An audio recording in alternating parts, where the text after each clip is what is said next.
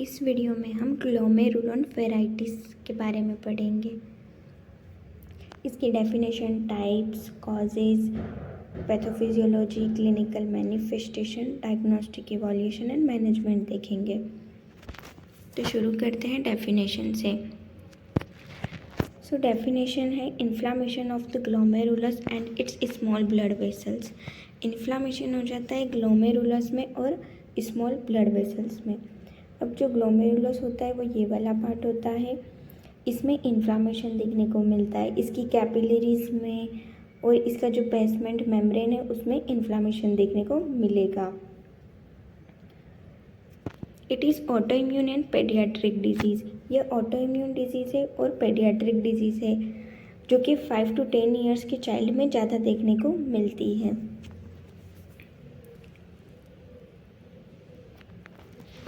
Types of glomerulonephritis. इसके दो type है, acute glomerulonephritis and chronic glomerulonephritis. Acute glomerulonephritis.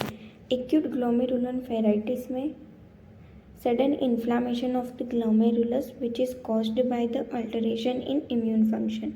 Sudden inflammation हो जाएगा ग्लोमेरुलस में जो कि अल्टरेशन इन इम्यून फंक्शन में कुछ अल्टरेशन हो जाता है, उस वजह से होता है। क्रोनिक ग्लोमेरुलोनेफ्राइटिस, इसमें ग्रेजुअली इन्फ्लामेशन हो जाता है ग्लोमेरुलाई में and that reflects and stage of glomerular inflammatory disease, और यह रिफ्लेक्ट करता है and stage of glomerular inflammatory disease. अब इसकी कॉजेज़ क्या क्या है। तो इसका मोस्ट कॉमन कॉज जो है वो ये है कि group A beta haemolytic streptococci. जो स्ट्रेप्टोकोकाई है वो इसको कॉज करता है। कौन सा streptococci? Group A beta haemolytic. फिर अदर कॉजेज में आ जाएगा rheumatic fever and throat infection. अगर पोस्ट स्ट्रेप्टोकोकल इन्फेक्शन में ये डिजीज़ उसको पहले हो रखी है, र्यूमेटिक फीवर या फिर थ्रोट इन्फेक्शन, तो ये बाद में ग्लोमेरुलोनेफ्राइटिस को कॉज करेगा। Auto immune reaction and impairment in renal function. पहले कोई रीनल फंक्शन में इम्पेयरमेंट हुआ है या फिर ऑटो इम्यून रिएक्शन है, वो भी ग्लोमेरुलोनेफ्राइटिस को क्लोज कर सकते हैं।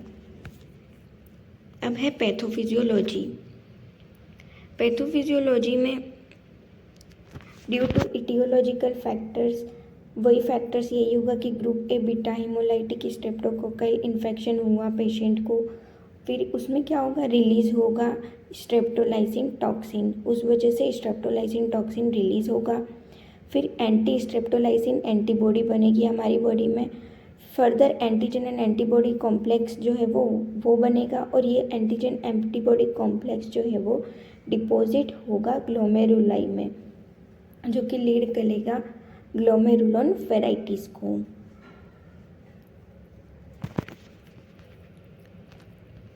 क्लिनिकल मैनिफेस्टेशन की बात करते हैं। क्लिनिकल मैनिफेस्टेशन में ओलिगूरिया देखने को मिलेगा, प्रोटीन यूरिया एंड हिमेचोयूरिया देखने को मिलेगा। ओलिगूरिया यानी लेस देन यूरिन आउटपुट जो है वो less then 400 ml per day देखने को मिलेगा, और प्रोटीन यूरिया यानी प्रोटीन देखने को मिलेगा यूरिन में। हिमेचोयूरिया यानी ब्लड इन यूरिन। एडिमा देखने को मिलेगा, dark Coca Cola colour urine.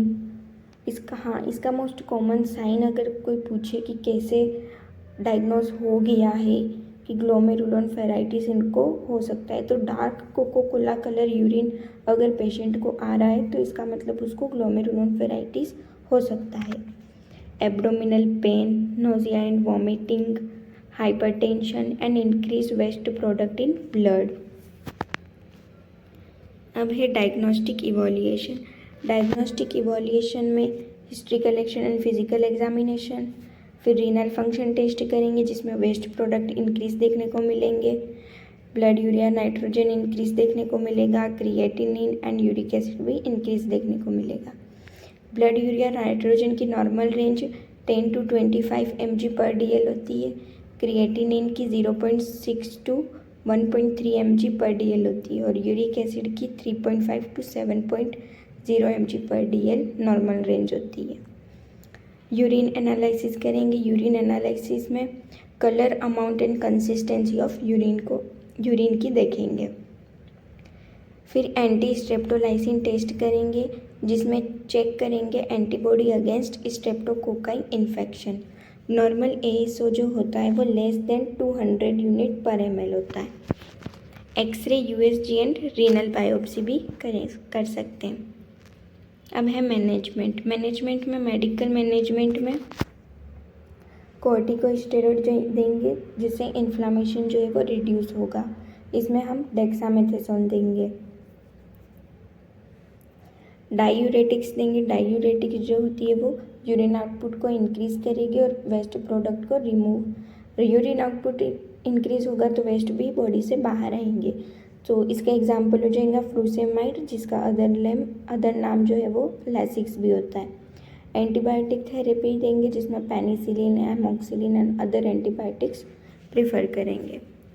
Dietary management, dietary में उसको low protein, high calorie, low fat, low potassium and sodium diet provide करेंगे। नर्सिंग मैनेजमेंट में पेशेंट को बोलेंगे कि वो क्राउडेड एरिया को अवॉइड करे। जहाँ पर बहुत ज़्यादा भीड़ हो रखी है वहाँ पर पेशेंट को नहीं जाना है। फ्लूइड इनटेक को इंक्रीज़ करवाएंगे। प्रेस्क्राइब्ड मेडिसिन एडमिनिस्टर करेंगे and take patient history about post streptococcal infection. उसको पहले स्ट्रेप्टोकोकल का इन्फेक्शन तो नहीं हुआ है, उसकी पूरी हिस्ट्री लेंगे। Monitor vital sign and monitor urine output. तो इस वीडियो में हमने ग्लोमेरुलर फेराइटिस के बारे में पढ़ा। Thank you so much.